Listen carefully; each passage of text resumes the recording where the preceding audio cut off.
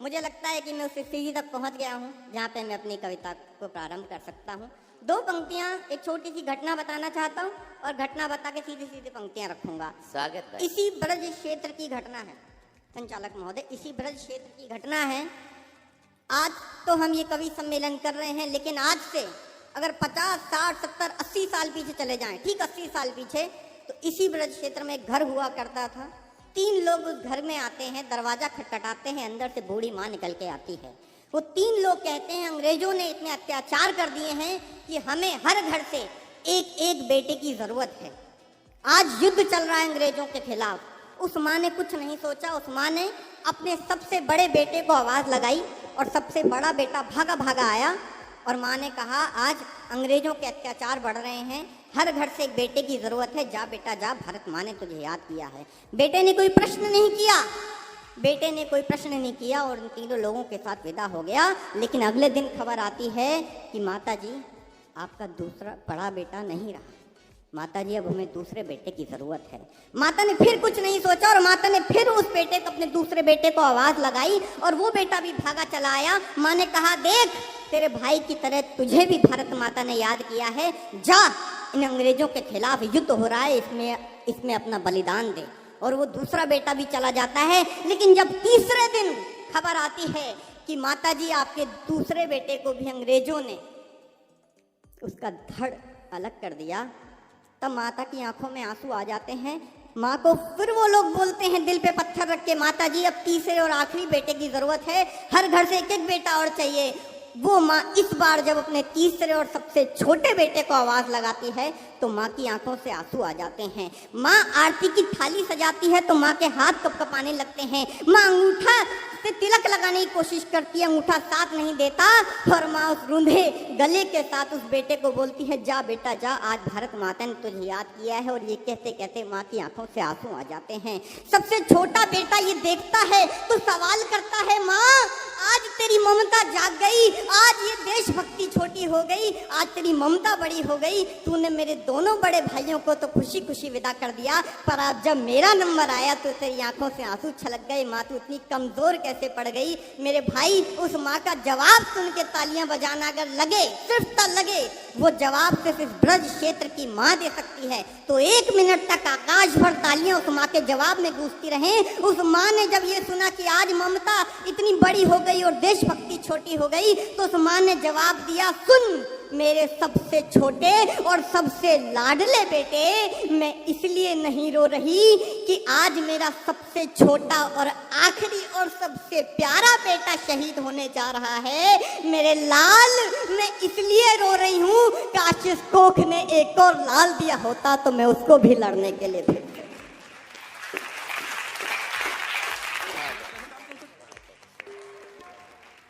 अब मैं सीधे सीधे अपनी रचना की पंक्तियां रखता हूँ। क्या करना होगा अगर हमें देश को बचाना है तो क्या करना होगा। एक अनुरोध करता हूँ, कोई तालियां मत बजाना, किसी शहीद का नाम आ जाए और दिल में श्रद्धा उमड़ पड़े तो जो 2-4 लोग आगे से लेकर पीछे तक मंच के लोग तालियां बजाएं, हाथों को हवा में इस तरह कल के तालियां बजाना, क्योंकि इस तरह बजाई गई तालियां सीधा शहीदों के खाते में जाती हैं, वरना कोई ताली की जरूरत नहीं है। मैं बताता हूँ देश को बचाना है तो क्या करना होगा। फूलों की राहें छोड़ हमें अब कांटों पर चलना होगा, फूलों की राहें छोड़ हमें अब कांटों पर चलना होगा। नारी शक्ति को रण में आकर चंडी रूप धरना होगा, नारी शक्ति को रण में आकर चंडी रूप धरना होगा। यदि देश बचाना है तो हमको भगत सिंह बनना होगा।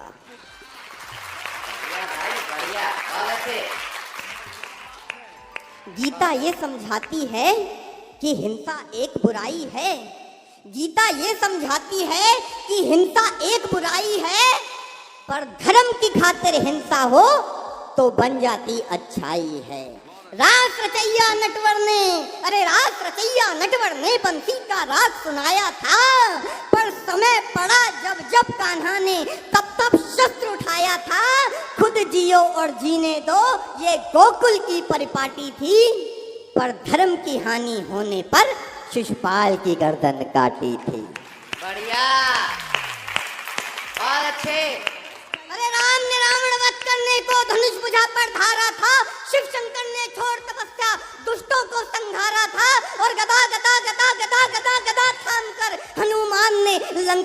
असुरों पर वार किया और गदा थामकर हनुमान ने लंका असुरों पर वार किया और धर्म की खातिर नारायण ने नरसिंह का अवतार लिया।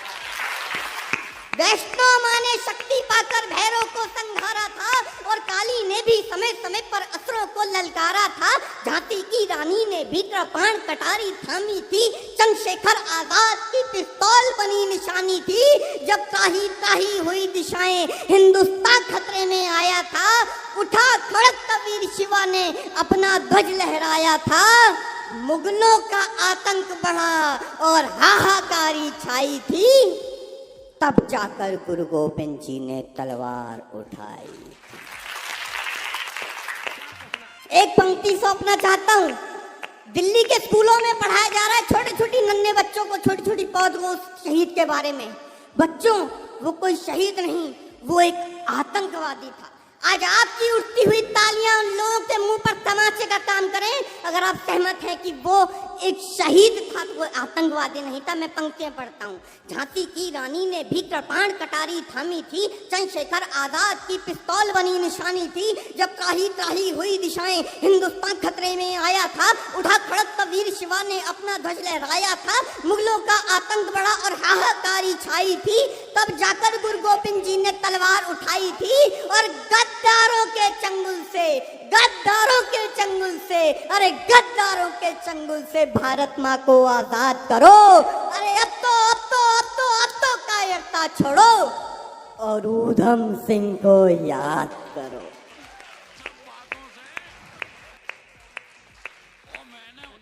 ढोंग दिखावे थोते आदर्शों पर कूदो मर्जी है।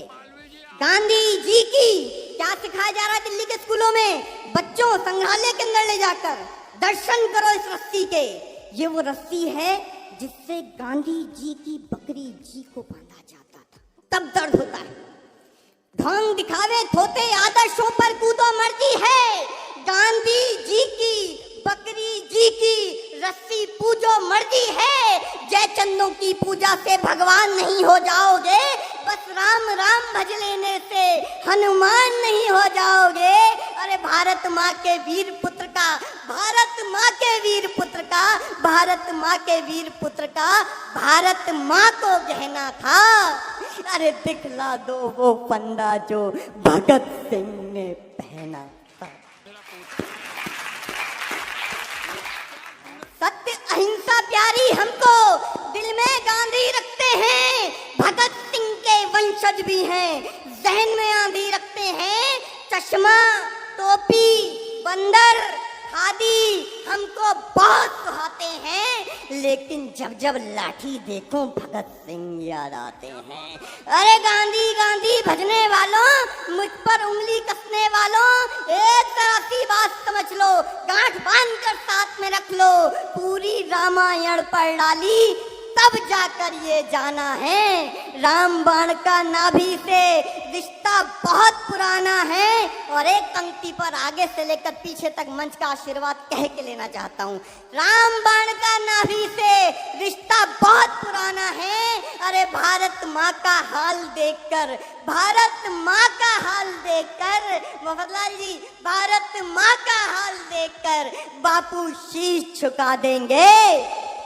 शर्त लगा लो गांधी भी अब बंदूक उठा लेंगे। ढोंग दिखावे थोते आदर्शों पर कूदो मर्जी है। अरे सत्य अहिंसा प्यारी हमको, दिल में गांधी रखते हैं। भगत सिंह के वंशज भी हैं, जहन में आंधी रखते हैं। चश्मा, टोपी, बंदर, खादी हमको बहुत सुहाते हैं, लेकिन जब जब लाठी देखूं भगत सिंह याद आते हैं। गांधी जी का करो निरादर, ये मैंने कब बोला है? अरे समय मांग को परखा है और कई सांचों में तोला है।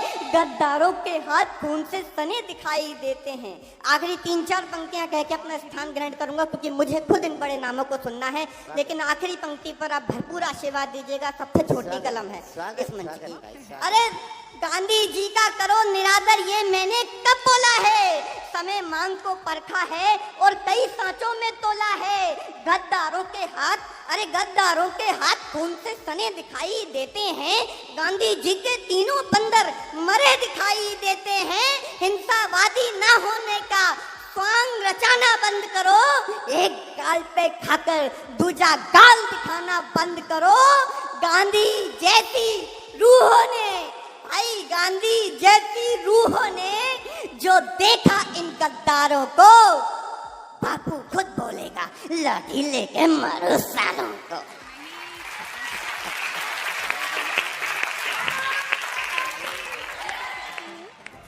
बापू खुद बोलेगा, इस पंक्ति से अच्छा, आखिरी पंक्ति से अच्छा कुछ नहीं लिखा।